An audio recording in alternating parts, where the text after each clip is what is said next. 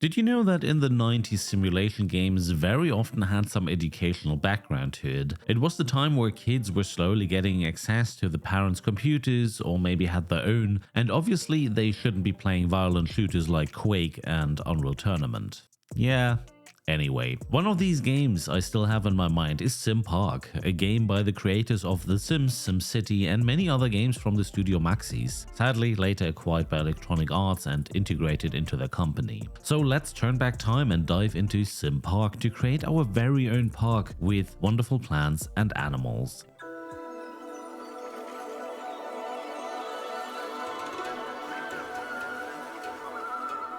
In this episode, I will be going through the basic gameplay mechanics and rate the game if we only had great memories of past times or if Simpark is really a gem which needs to be replayed and rescued. In Simpark, you take the role of a park ranger or more of a director. You plan out the park with all of its facilities, plant bushes, flowers and trees, and eventually set animals free in your park. You will be able to select which region you'd like to set up your park and the difficulty. I remember in the past I always loved to play Simpark on the easiest mode. I don't really know why. By the way, no matter what you do, it is not possible to get fired because you're running out of money. So just go and spend it all. Honestly, starting the game is quite hard, not only from the technical part,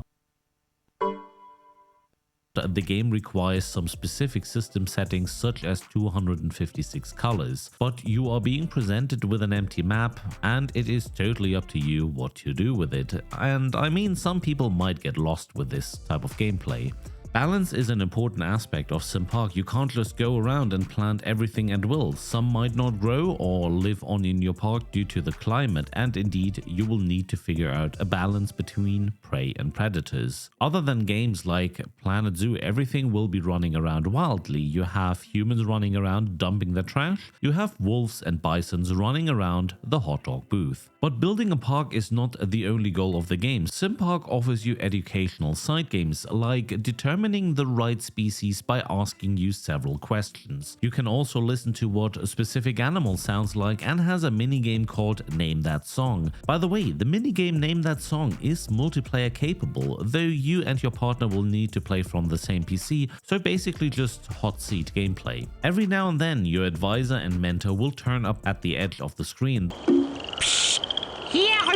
The frog Rizzo is in fact there to help you or just nag about how you are trying to run everything. The game has an in-game email system with your boss sending you instructions, giving you contracts, or your mom messaging you. Okay, but what do we think? Was this game in our youth a good game, or do we have false memories of what happened? Honestly, when playing this game again, Simpark has its unique charm, but many aspects are just wildly annoying. Let's start with the technical aspect. Every time you want to boot up the game, you will need to set Windows to 256 color mode, otherwise the game won't run. The sounds are honestly more than annoying in game. You will have some loud noises when using the navigational flower in the top right corner.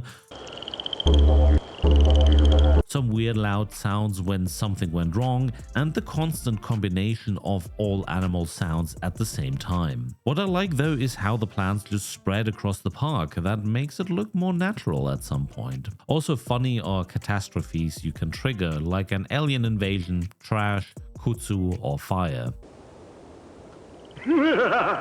However, the most annoying part of this game is this rude frog Rizzo. Sadly, I only have the German version of the game, but I guess you can figure out the aggressive tone the frog approaches you with. Deine Tiere verhungern ja! Schnell für Futter sorgen! I mean, what the fuck? This would never encourage any younger person to learn just anything. Even in the intro, your boss literally tells you, "I don't have time for you, go with my frog."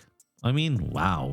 Okay, how would you run this game nowadays? Is it in fact possible? Difficult question. The installer of this game is 16-bit and the game itself 32-bit. This is already where some of the problems start. From the specs, Windows 95 is recommended with a Pentium processor, 16 megabytes of memory and 90 megabytes of disk space. The game must run in 640 by 480 pixel resolution mode. So what you could do on a 64-bit Windows 10 is to download the generic 32 32-bit installer, copy some files here and there, and try to run the executable of the game. I will link some instructions into the description below. With the latest old games collection, Electronic Arts sadly did not re-release Simpark. Probably they couldn't be bothered to fix the game to make it run on modern systems. But how would you be able to obtain a copy in the first place? Well, there are some websites where you can download a zip file of the game. I just have no clue if that isn't illegal and how virus infected this might be, so I wouldn't recommend it. If you really want to play this game again, try to obtain a copy on eBay maybe. To summarize, cool memories of this old and beloved Simpark game. Gameplay simple, somewhat educational, but also hell of annoying at times. Still, it will always have a special place in my heart. Tell me about your old memories. Have you ever played this game or something similar? Drop a comment and don't forget to like and subscribe. Thanks so much for watching, take care and see you on the next one.